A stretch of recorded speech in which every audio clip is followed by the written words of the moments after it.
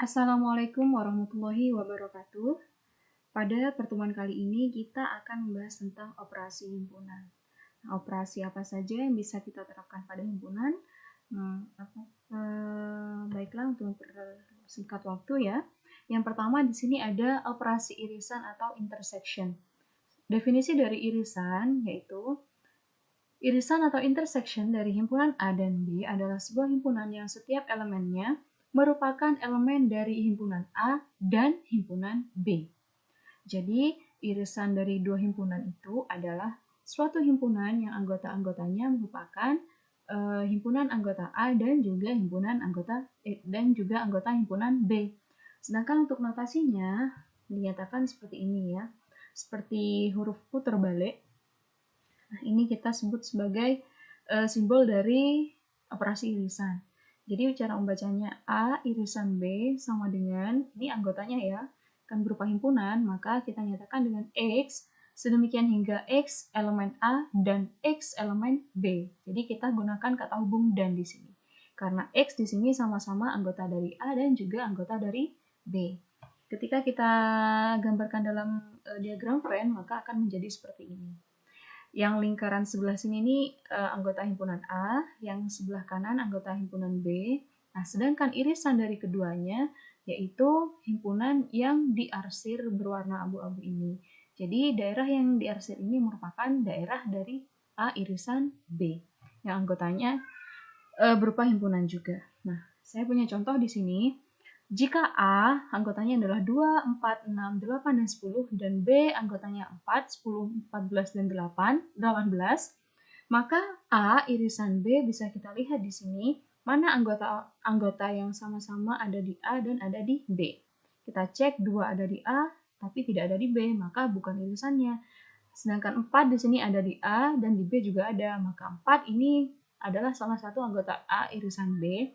Kita cari lagi di sini mana yang kira-kira ada. Nah, ternyata ada 10 sebagai anggota A dan juga ada di anggota B. Maka bisa kita nyatakan bahwa A irisan B itu anggotanya adalah 4 dan 10. Jadi, anggota-anggota yang sama-sama ada di A dan ada di B itu kita sebut sebagai anggota dari irisan A irisan B. Seperti itu ya.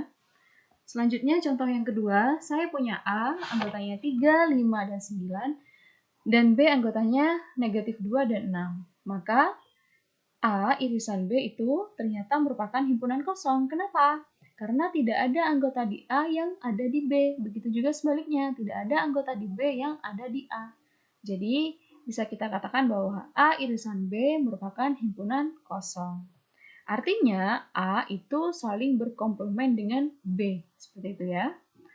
Atau maaf, maksud saya A itu saling lepas dengan himpunan B ya.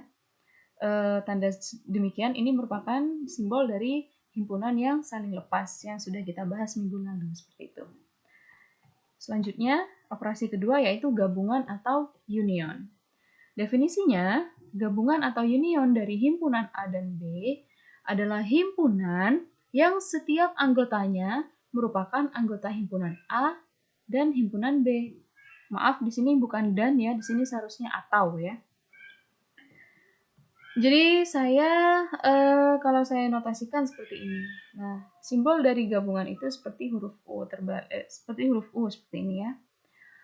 A gabungan B itu juga merupakan himpunan anggotanya yang saya nyatakan dengan X sedemikian hingga X elemen A atau elemen B. Kenapa dikatakan atau? Karena ini berlaku untuk semuanya. Untuk semua X yang ada di A maupun ada di B maupun ada di keduanya. Jadi kan kita tidak tahu, makanya kita katakan atau ya. Kalau tadi irisan kita pakai dan, karena anggota irisan itu sama-sama ada di A, sama-sama ada di B, makanya kita katakan dan. Nah, kalau gabungan kita tidak tahu, mau X ada di A, mau X ada di B. Ini gabungan ya semuanya kita katakan himpunan gabungan A dan B seperti itu ya. Makanya kita katakan di sini atau karena kita tidak tahu X-nya itu ada di A maupun ada di B, itu terserah pokoknya semuanya yang ada di A maupun ada di B maupun ada di keduanya di sini di irisannya pun kita katakan itu anggota dari A gabungan B seperti itu ya. Jadi bedanya dan atau itu di sini. Kalau irisan kita pakai dan, kalau gabungan kita pakai atau. Bedanya hanya di sana ya. Nah, sedangkan kalau kita gambarkan dengan menggunakan diagram Venn akan menjadi seperti ini. Ada himpunan A, ada himpunan B, jadi gabungannya semua anggota A dan anggota B. Semua daerah yang diarsir ini merupakan daerah himpunan A gabungan B. Saya punya contoh di sini. Jika A 258 dan B 7522, maka A gabungan B kita tuliskan semuanya. Anggota A maupun anggota B kita tuliskan sebagai anggota dari A gabungan B. 257822. Contoh yang kedua, A gabungan kelas kosong yang merupakan himpunan A. Ada suatu himpunan A digabung dengan kelas kosong atau himpunan kosong, ya hasilnya adalah himpunan A itu sendiri ya. Seperti itu. Kenapa? Ya karena himpunan kosong tidak punya anggota. Ya suatu himpunan digabung dengan suatu himpunan yang tidak ada anggotanya, ya tetap himpunan itu sendiri ya, seperti itu.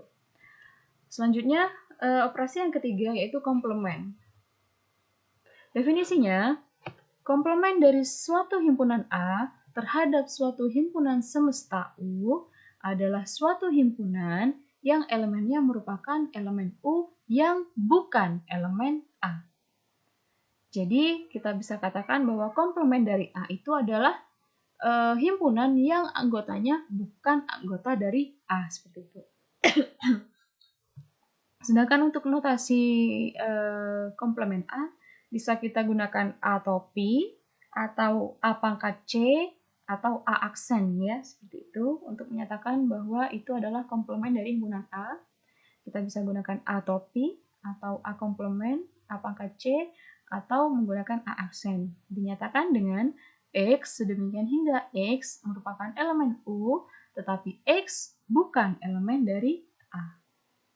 Ini bisa kita katakan elemen, bisa kita katakan unsur atau anggota ya, terserah. Jadi kalau kita gambarkan secara diagram Venn akan menjadi seperti ini. Di sini ada himpunan semesta U atau S ya. Terus di dalamnya di sini ada suatu himpunan A. Nah, yang A komplement yaitu himpunan yang anggota-anggotanya di luar himpunan A. Seperti itu ya, yang diarsir ini. Ini A komplement namanya. Contoh saya punya himpunan semestanya 1, 2, 3, sampai 9. Nah, jika A di sini adalah 1, 3, 7, 9, maka bisa kita cari A komplementnya yaitu 2, 4, 6, dan 8. Selanjutnya saya punya himpunan A yang dinyatakan dengan X sedemikian hingga X per 2 merupakan anggota Z plus atau bilangan bulat positif, di mana X kurang dari sama dengan 9. Jadi berapa kira-kira anggota dari A ini? Sebelum kita cari A komplementnya ya, kita harus tahu dulu A-nya ini berapa, karena di sini dinyatakan dengan simbolik ya, nah, bukan secara numerasi.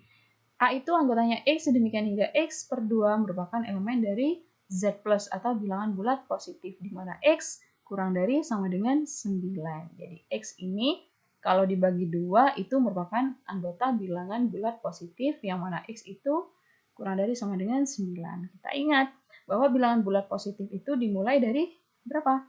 1 ya, 1, 2, 3, 4, dan seterusnya. Karena ini kurang dari sama dengan 9, maka 1 sampai 9. Tapi kita lihat di sini ada syaratnya X dibagi 2 ya. Berapa dibagi 2 yang merupakan bilangan bulat positif? Ya, berarti ya 2. Dari 2, 4, 6, 8 ya. Atau dengan kata lain bilangan genap seperti itu ya. Kalau 1 Bu, apakah masuk? Kita coba saja di sini. 1 per 2 kan setengah, dia bukan bilangan bulat. Kalau 3, 3 per 2 juga bukan bilangan bulat ya. Jadi kita ambil yang bilangan yang genap-genap, yaitu 2, 4, 6, 8. Kalau 10 tidak, karena 10 itu sudah lebih dari X. Nah, jadi kita bisa katakan bahwa A itu anggotanya 2, 4, 6, dan 8. Nah, sedangkan A komplement yaitu 1, 3, 5, 7, dan 9. Seperti itu ya. Oke. Selanjutnya, kita punya operasi selisih atau difference ya. Definisinya yaitu selisih dari dua himpunan A dan B adalah suatu himpunan yang elemennya merupakan elemen dari A tetapi bukan elemen dari B. Jadi kalau A dikurangi B itu merupakan himpunan yang merupakan anggota himpunan A tapi bukan anggota dari himpunan B. Jadi secara notasi bisa kita nyatakan dengan A min B sama dengan X, demikian hingga X elemen A dan X bukan elemen B. Atau dengan kata lain bisa kita nyatakan dengan A diiris dengan B komplement. Ya, A diiris dengan B komplement. Secara diagram Venn untuk A min B bisa kita gambarkan demikian. Jadi kalau ada A min B itu saya punya himpunan A dikurangi himpunan B. Mana hasilnya? Yaitu daerah yang diarsir ini, yaitu X yang merupakan elemen dari A tetapi bukan anggota dari B. Kita lihat di sini, apakah yang kita arsir ini merupakan anggota B? Tidak. Di sini ada anggota B yang di lingkar ini ya. Termasuk di sini ini anggota irisannya AB, ini juga masuk di B. Nah, ini yang kita sebut sebagai A min B yaitu anggota A tetapi bukan anggota B. Jadi daerah yang diarsir. Atau bisa kita nyatakan dengan A diiris B komplement. Mana A? A ini ya. Mana B komplement? B komplement yaitu daerah-daerah di sini yang ada di A bukan tapi tidak di B maupun di himpunan semesta yang bukan anggota di B. Hasilnya yang mana? Yang ini. Sama saja ya. Jadi A min B itu bisa kita nyatakan dengan A diiris B komplement. Contoh saya punya, jika A adalah anggotanya 1, 2, sampai 10 dan B anggotanya 2, 4, 6, 8, dan 10, maka A dikurangi B hasilnya adalah 1, 3, 5, 7, 9. Ya. Jadi kita lihat di sini A anggotanya 1, 2, 3, 4, 5, 6, 7, 8, 9, 10. Sedangkan B di sini merupakan bilangan-bilangan genap ya kalau kita lihat. Jadi A min B itu dengan kata lain A min B itu adalah bilangan-bilangan yang ganjil ya. Anggota A tapi tidak ada di B, yaitu 1, 3, 5, 7, dan 9. Nah, sekarang kita balik. B dikurangi A, apakah sama dengan A min B? Ternyata di sini B dikurangi A adalah merupakan kelas kosong atau himpunan kosong. Nah, jadi A dikurangi B itu tidak sama dengan B dikurangi A. Seperti itu ya. Kita lihat di sini, 2, 4, 6, 8, 10 dikurangi 1, 2, 3, sampai 10. Apakah ada anggotanya? Tidak ada. Karena semua anggota di B itu ternyata ada di A. Seperti itu. Jadi B dikurangi A merupakan himpunan kosong. Oke. Selanjutnya saya punya yang kedua. Ada himpunan yang anggotanya 1, 3, 5 dikurangi himpunan yang anggotanya 1, 2, 3. Maka hasilnya adalah himpunan yang anggotanya 5. 1, 3, 5 dikurangi 1, 2, 3. Satunya ada di sini, tiganya juga ada di sini. Yang tidak ada di sini ternyata hanya 5. Jadi hasilnya adalah himpunan yang anggotanya 5. Ingat, hasil dari A min B itu merupakan himpunan ya. Jadi tidak boleh kita hanya menulis 5 saja, tapi kita tulis himpunan yang anggotanya 5 seperti itu. Maaf. Nah. Sedangkan di sini ada 1, 2 himpun, kita balik ya. Himpunan yang kedua kita kurangi himpunan yang pertama, yaitu himpunan yang anggotanya 1, 2, dan 3 kita kurangi dengan himpunan yang anggotanya 1, 3, 5. Ternyata hasilnya himpunan yang anggotanya 2. 1 ada di sini, 2 tidak ada di sini, 3 ada di sini. Ternyata yang tidak ada di himpunan kedua hanya 2. Jadi kita tulis hasilnya adalah himpunan yang anggotanya 2. Ingat, kita tulis himpunan ya, bukan 2. Kalau menjawab 2 saja tidak ada kurung-kurung awalnya, itu salah ya. Yang benar adalah himpunan yang anggotanya 2. Operasi selanjutnya itu beda stangkup atau symmetric difference. Nah, definisinya, beda stangkup dari himpunan A dan B adalah suatu himpunan yang elemennya ada pada himpunan A atau B, tetapi tidak pada keduanya. Nah, adalah suatu himpunan yang elemennya ada pada himpunan A atau B, tetapi tidak pada keduanya. Sedangkan untuk simbolnya, seperti ini ya, plus yang dilingkari seperti itu ya. Jadi saya katakan A plus ya, saya katakan plus lah ya. A plus B itu bisa kita nyatakan dengan A digabung B, nah A gabungan B dikurangi A irisan B. Atau dengan kata lain bisa kita katakan bahwa A beda stangkup dengan B yaitu A min B digabung dengan B min A. Jadi secara diagram Venn bisa kita gambarkan untuk beda stangkup, operasi beda stangkup yaitu hasilnya yang diarsir ini. Nah itu ya. Jadi kita lihat di sini operasinya A gabungan B dikurangi A irisan B. A gabungan B seperti yang tadi di diagram Venn itu semuanya ya. A gabungan B dikurangi A irisan B. Mana A irisan B yang di tengah ini? Jadi ini kita buang, jadi sisa yang di pinggir-pinggir yang diarsir ini. Atau A beda stangkup dengan B itu bisa kita nyatakan dengan A min B.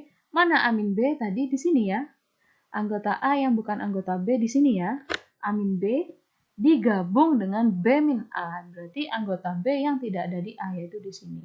Nah, yang di samping-samping ini kita gabungkan ya, kita gabungkan maka akan menjadi A beda stangkup dengan B. Sedangkan ini karena sama-sama menjadi anggota A dan B maka tidak masuk dalam wilayah beda stangkup ya.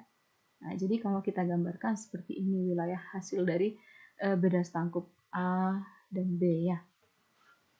Contoh, saya punya himpunan A 2, 4, dan 6 dan B yaitu 2, 3, dan 5. Maka A beda stangkup dengan B yaitu 3, 4, 5, 6. Himpunan yang tidak sama-sama ada di A, jadi A beda stangkup dengan B itu yang seperti ini ya. Nah, himpunan yang ada di B juga himpunan yang ada di A, tetapi tidak di kedua-duanya. Kita lihat di sini. 2 apakah ada di sini 2 anggota A ya, apakah ada di B? Ada ternyata, berarti 2 ini tidak masuk di wilayah beda stangkup. Karena sama-sama ada di A dan sama-sama ada di B. Jadi kita eliminasi 2. Sedangkan 4 ada di A tetapi tidak ada di B. Berarti masuk di wilayah beda stangkup ya. 6 begitu juga ada di A tetapi tidak di B. Terus 3 ada di B tetapi tidak ada di A, maka juga masuk di wilayah beda stangkup. Dan 5 ada di B tetapi tidak ada di A, maka juga masuk dalam anggota beda stangkup. Jadi anggota dari hasil dari A beda stangkup dengan B yaitu 3, 4, 5, dan 6 seperti itu. Nah, di sini ada suatu teorema ya yang menyatakan bahwa beda stangkup memenuhi sifat-sifat berikut. A beda stangkup dengan B itu sama dengan B beda stangkup dengan A. Artinya, operasi beda stangkup ini bersifat komutatif. Kalau tadi selisih itu tidak berlaku komutatif ya. A min B itu tidak sama dengan B min A. Tetapi beda stangkup di sini dia bersifat komutatif, di mana A beda stangkup dengan B itu sama dengan B beda stangkup dengan A. Kalau tidak percaya tadi contohnya coba Anda kerjakan ya, kebalikannya ya, seperti itu. Pasti hasilnya sama. Contoh yang ini. A beda stangkup dengan B hasilnya ini, apakah B beda stangkup dengan A hasilnya juga sama-sama dengan ini? Pasti sama, karena berlaku sifat komutatif. Sedangkan yang B, A beda stangkup dengan B, beda stangkup dengan C itu sama dengan A beda stangkup dengan B beda stangkup dengan C gitu ya. Dia berlaku hukum asosiatif. Selanjutnya, operasi perkalian Kartesian atau Cartesian product. Definisinya, perkalian Kartesian dari himpunan A dan B adalah himpunan yang elemennya merupakan semua pasangan berurutan. Ya, di sini ada titik beratnya yaitu pasangan berurutan. Jadi himpunannya nanti hasilnya merupakan himpunan pasangan berurutan atau ordered pairs yang dibentuk dari komponen pertama dari himpunan A. Jadi komponen pertama dari pasangan berurutan itu adalah komponen dari himpunan A dan komponen kedua dari himpunan B. Atau bisa saya nyatakan dengan notasi A cross B itu nanti hasilnya adalah himpunan yang anggotanya merupakan merupakan pasangan berurutan. Mana yang dikatakan pasangan berurutan yaitu A, B. Jadi pasangan berurutan ini namanya ya. Di mana anggota pertama itu dari himpunan A, komponen pertama dari anggota A. Ya, saya nyatakan dengan A kecil di sini untuk mewakili A yang besar ini. Sedangkan komponen kedua itu dari himpunan B, ya. B kecil ini mewakili anggota B, ya. Jadi nanti anggota-anggotanya dinyatakan dengan A, B. Di mana sedemikian hingga A elemen A dan B elemen B. Contoh di sini, misal saya punya himpunan C, anggotanya 1, 2, 3, dan D anggotanya A dan B, maka hasil dari C cross D itu adalah himpunan yang anggota-anggotanya merupakan pasangan berurutan seperti ini ya. Lihat komponen pertama dari C, 1, 2, 3. Komponen kedua itu dari D. Kita urutkan satu-satu, yaitu 1 dengan A, terus yang kedua 1 dengan B. Selanjutnya yang ketiga 2 dengan A, terus 2 dengan B, selanjutnya 3 dengan A, dan selanjutnya yang terakhir 3 dengan B. Jadi ini semua anggota dari C cross D. Jadi semua anggotanya itu dipasangkan satu-satu sampai habis semuanya. Seperti itu ya. Nah, misalkan A sama dengan B merupakan himpunan semua bilangan real ya. Anda juga mempelajari kalkulus, nanti di kalkulus itu ada bilangan real itu apa. Nah, maka hasil dari A cross B merupakan himpunan semua titik di bidang datar atau di bidang koordinat. Jadi kalau Anda sudah pasti kenal ya yang namanya dengan namanya bidang datar atau bidang kartesius ya. Di sini yang kita maksud yang dimensi 2 yang ada X dan Y ya, bukan Z. Ini baru X dan Y. Jadi kalau Anda menggambarkan titik-titik koordinat itu dinyatakan dengan X, Y ya. Itu merupakan salah satu contoh dari himpunan pasangan berurutan yang dinyatakan dengan X, Y. Di mana komponen pertama X itu merupakan anggota-anggota dari sumbu X, sedangkan komponen yang kedua yaitu Y merupakan komponen-komponen dari sumbu Y ya. Jadi itu contoh dari penggunaan operasi perkalian kartesius. Ingat ya, tidak boleh dibalik. Kalau C kali D, maka komponen pertama harus dari C, komponen kedua harus dari D. Bedakan dengan D kali C itu beda lagi ya nanti hasilnya. Nah, catatan di sini, jika A dan B merupakan himpunan berhingga ini artinya himpunan yang anggotanya itu bisa kita nyatakan banyaknya ya, yang bisa kita cari kardinalitasnya, yang jelas kardinalitasnya, yang berhingga ya. Maka kardinalitas dari A cross B itu sama saja dengan caranya kita mencari kardinalitas dari A dikali dengan kardinalitas dari B. Jadi misalkan tadi contohnya ya, ada C kali D, di mana anggotanya C itu banyaknya adalah 3, jadi kardinalitas C itu sama dengan 3, dan D anggotanya 2, maka kardinalitas dari D itu sama dengan 2, maka banyaknya kardinalitas dari C cross D itu pasti kardinalitas C kali kardinalitas D, yaitu 3 kali 2 hasilnya adalah 6. Kita lihat di sini ada berapa? 1, 2, 3, 4, 5, 6. Jadi terbukti ya bahwa kardinalitas dari C kali D itu sama dengan kardinalitas C kali kardinalitas dari D. Nah, catatan yang kedua, pasangan berurutan A, B itu tidak sama dengan B, A. Seperti itu ya. A, B itu tidak sama dengan B, A. Catatan yang ketiga, A cross B itu tidak sama dengan B cross A. Dengan syarat A atau B tidak kosong. Kenapa kalau salah satunya kosong? Ya, nanti hasilnya merupakan kelas kosong. Pada contoh sebelumnya yang C sama D ya, kita punya di sini C 1, 2, 3 dan D, A, B, maka C kali D itu 1A, 1B, 2A, 2B, 3A, dan 3B. Sedangkan D kali C, ya, D kali C berarti kalau D kali C, maka komponen pertama harus dari D, komponen kedua harus dari C. Kebalikannya, yaitu kita cari satu-satu. A, A,1, A,2, A,3, selanjutnya yang B, B,1, B,2, dan B,3. Kita lihat di sini apakah hasilnya D kali C, D cross C apakah sama dengan C cross D? Ternyata dia tidak sama. Maka terbukti bahwa D cross C itu tidak sama dengan C cross D. Atau A cross B tidak sama dengan B cross A.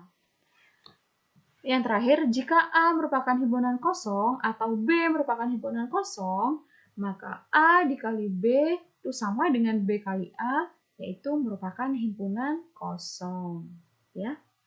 Apalagi kalau dua-duanya kosong ya, hasilnya tambah kosong gitu ya. Salah satu saja kosong, misalkan A-nya kosong ya, himpunan kosong di cross himpunan B ya hasilnya kosong. Kenapa? Karena himpunan kosong tidak punya anggota, maka mau apanya yang mau dipasangkan? Tidak ada kan ya. Jadi nanti hasilnya merupakan himpunan kosong. Selanjutnya di sini ada hukum-hukum aljabar himpunan. Sebenarnya ini akan kita bahas minggu depan untuk contoh-contohnya. Tapi di sini saya berikan catatan dulu ya. Nanti ada 11 hukum-hukum aljabar himpunan di sini ya. Ada hukum identitas, hukum nol, dan seterusnya sampai hukum komplement. Nah, di sini untuk hukum identitas, A digabung himpunan kosong, ya dia sama dengan A. Dan suatu himpunan digabungkan dengan himpunan kosong, ya hasilnya himpunan A. Begitu juga dengan himpunan A diiris dengan himpunan semesta, ya hasilnya himpunan A. Dan seterusnya nanti akan kita bahas minggu depan berikut contoh-contohnya ya. Contoh-contoh penerapannya. Langsung saja di sini yaitu ada partisi himpunan. Definisinya, partisi dari sebuah himpunan A merupakan sekumpulan himpunan bagian tidak kosong dari A, yaitu kita tuliskan ada A1, A2, dan seterusnya. Dari A sedemikian hingga A digabung A2, digabung dengan A3, dan seterusnya, itu hasilnya nanti merupakan himpunan A. Ya. Jadi suatu himpunan itu bisa kita partisi menjadi beberapa partisi. Partisi ini maksudnya bagian ya. Saya punya suatu himpunan, bisa saya partisi sedemikian rupa menjadi beberapa himpunan, menjadi beberapa subset, di mana semua subset itu kalau kita gabungkan maka akan menjadi himpunan A itu sendiri. Ya. Dengan syarat di sini A ke I diiris dengan A ke J merupakan himpunan kosong, di mana I tidak sama dengan J. I, J di sini merupakan ini ya, indeks A1, A2, dan seterusnya. Artinya di sini suatu himpunan bisa kita bagi menjadi beberapa himpunan bagian. Ya, saya punya himpunan A, bisa saya bagi menjadi beberapa himpunan bagian. Di mana ketika semua himpunan bagian dari A tersebut kalau kita gabungkan akan menjadi himpunan A itu sendiri. Tapi syaratnya himpunan subset ke-1, subset ke-2, dan seterusnya sampai subset ke N itu harus saling lepas. Artinya tidak boleh ada anggota yang sama antar masing-masing subset tersebut. Ya, karena di sini syaratnya A ke I diiris dengan A ke J itu merupakan himpunan kosong. Artinya A ke I ini harus saling lepas dengan A ke J seperti itu. Tidak boleh ada anggota yang sama pada setiap subset. Nah, contoh misalkan di sini saya punya himpunan A, anggotanya 1, 2, 3, 4, 5, 6, 7, 8. Maka saya bisa membuat suatu partisi di sini menjadi beberapa subset ya. Kebetulan di sini ada 4 subset ya. Subset 1, 2, 3, dan 4. Subset pertama anggotanya 1, yang kedua 2, 3, 4, yang ketiga 7, 8, yang keempat 5, 6. Boleh Bu, boleh. Ini juga merupakan partisi dari A. Itu ya. Kalau misalkan Bu saya mau buat partisinya ya himpunan anggotanya 1, himpunan anggotanya 2, himpunan anggotanya 3, misalkan satu-satu anggotanya boleh Bu, ya boleh-boleh saja. Asalkan pada setiap subsetnya tidak ada anggota yang sama, tidak boleh ada yang saling beririsan seperti itu ya. Mau anggotanya 2-2 juga boleh, mau anggotanya 3-3 ya tidak apa-apa, seperti itu. Tapi syaratnya harus ingat, kalau membuat partisi himpunan, tidak boleh ada subset yang saling beririsan atau anggotanya yang sama, tidak boleh. Selanjutnya di sini juga ada himpunan ganda atau multiset. Definisinya, himpunan ganda yaitu himpunan yang elemennya boleh berulang atau tidak harus berbeda. Contoh saya punya di sini himpunan yang anggotanya A, B, B, C. Boleh ya, boleh-boleh saja. Ini namanya himpunan ganda. Ada himpunan yang anggotanya 2 saja, tidak apa-apa. Atau dalam suatu kelas misalkan ya kadang Anda pernah nggak satu kelas atau satu sekolah punya teman yang namanya sama dengan Anda, seperti itu. Boleh ya? Boleh-boleh saja. Misalkan dalam satu kelas ada yang namanya Andi, terus ada Vinanya 2, terus ada Andi lagi 2, terus Nanang, ya nggak apa-apa. Itu kita sebut dengan himpunan ganda, seperti itu. Nah, di sini sudah tugas ya. Kita cukupkan sampai di sini dulu materi untuk pertemuan kedua ini. Selanjutnya di sini ada tugas ya. Misalkan A adalah himpunan, periksalah apakah setiap pernyataan di bawah ini benar atau salah. Dan jika salah, bagaimana seharusnya? Ada 5 soal di sini. Mana kira-kira antara 5 soal ini yang benar? Kalau benar ditulis benar, kalau salah tulis salah. Lalu jelaskan alasannya dan harus bagaimana yang benar, seperti itu ya. Sama dikerjakan ini sebagai tugas kelompok, dikumpulkan paling lambat minggu depan pada pertemuan selanjutnya. Dikumpulkan per kelompok, ditulis nama kelompoknya. Ya, mungkin sampai sini dulu penjelasan dari saya untuk pertemuan kedua ini. Jika ada pertanyaan, silahkan kita diskusikan di grup Telegram ya. Terima kasih atas perhatiannya. Semoga Anda semua paham dengan penjelasan saya. Wassalamualaikum warahmatullahi wabarakatuh.